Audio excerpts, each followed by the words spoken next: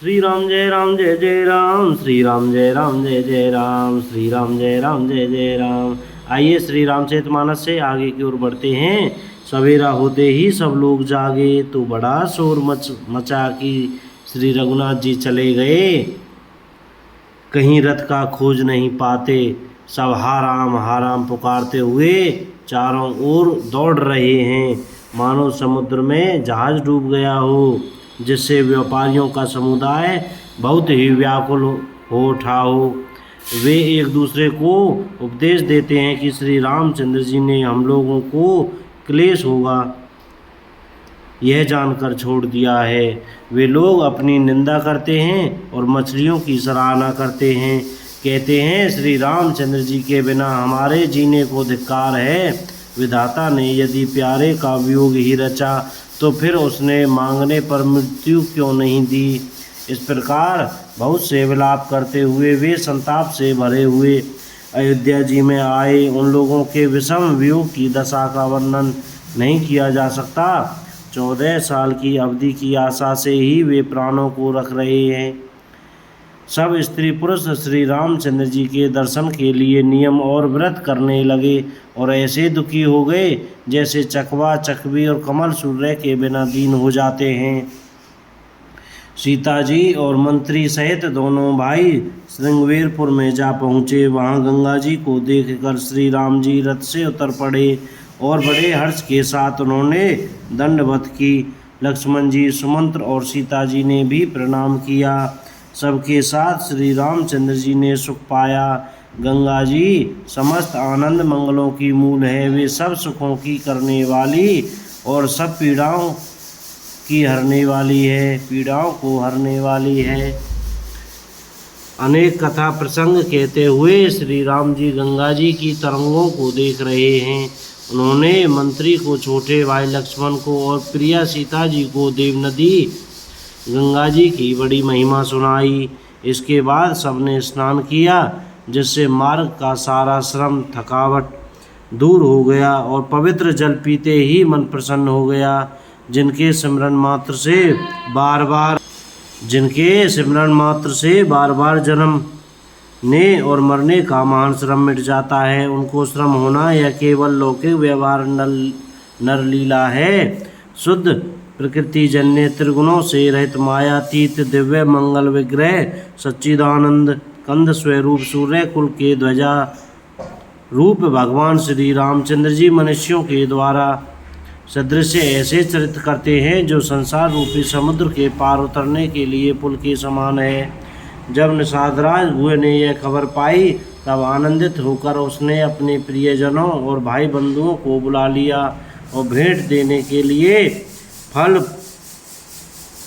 मूल कंद लेकर और उन्हें भारों भेंगियों में भरकर मिलने के लिए चला।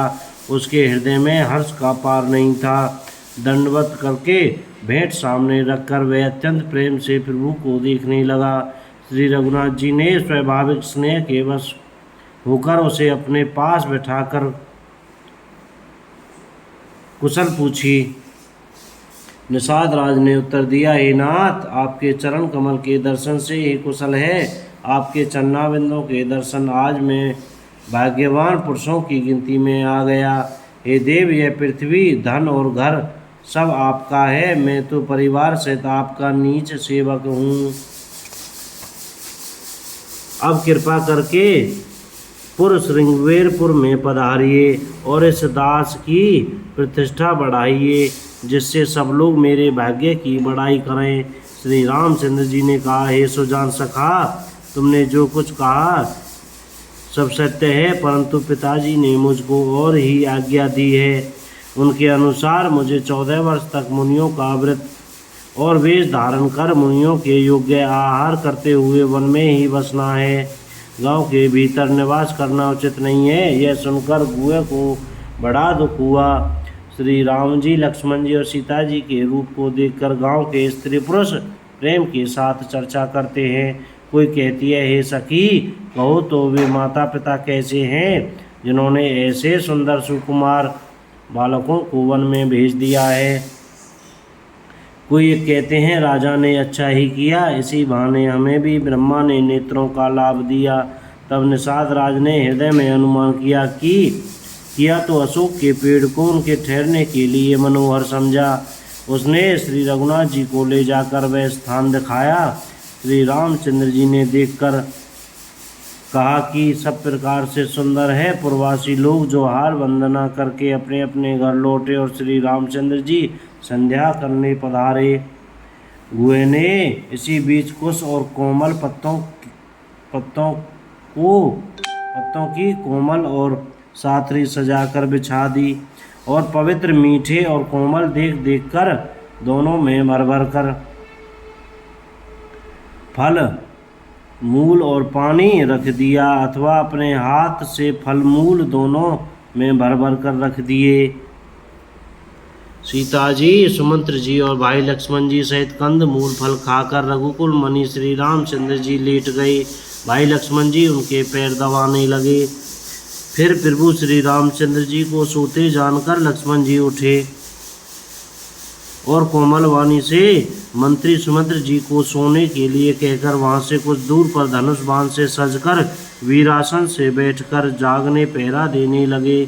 उन्हें विश्वास पात्र पहरेदारों को बुलाकर अत्यंत प्रेम से जगह नियुक्त कर दिया और आप कमर में तरकस बांधकर तथा धनुष बाण चढ़ाकर लक्ष्मण जी के पास जा बैठा।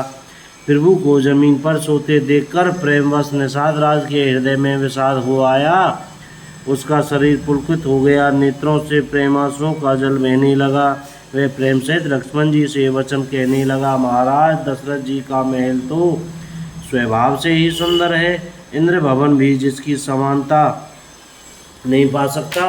उसमें सुंदर मणियों के रचे चौबारे छत के ऊपर बंगले हैं, जिन्हें मानो रति के पति कामदेव ने अपने ही हाथों सजाकर बनाया है, जो पवित्र बड़े ही विलक्षण सुंदर भोग पदार्थों से पूर्ण और फूलों की सुगंध से सुवासित हैं, जहाँ सुंदर पलंग और मणियों के दीपक हैं तथा सब प्रकार का पूरा आराम है, जहाँ ओढ़ने बिछाने के अनेकों वस्त्र तकिए और गद्दे हैं, जो दूध के फैन के समान कोमल निर्मल उज्ज्वल और सुंदर हैं।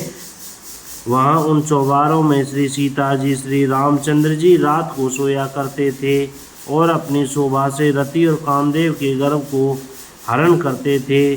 बोल सियावर रामचंद्र की जय। जय श्री सीताराम। कोई गलती हो गई हो तो क्षमा करें। जय सिया राम।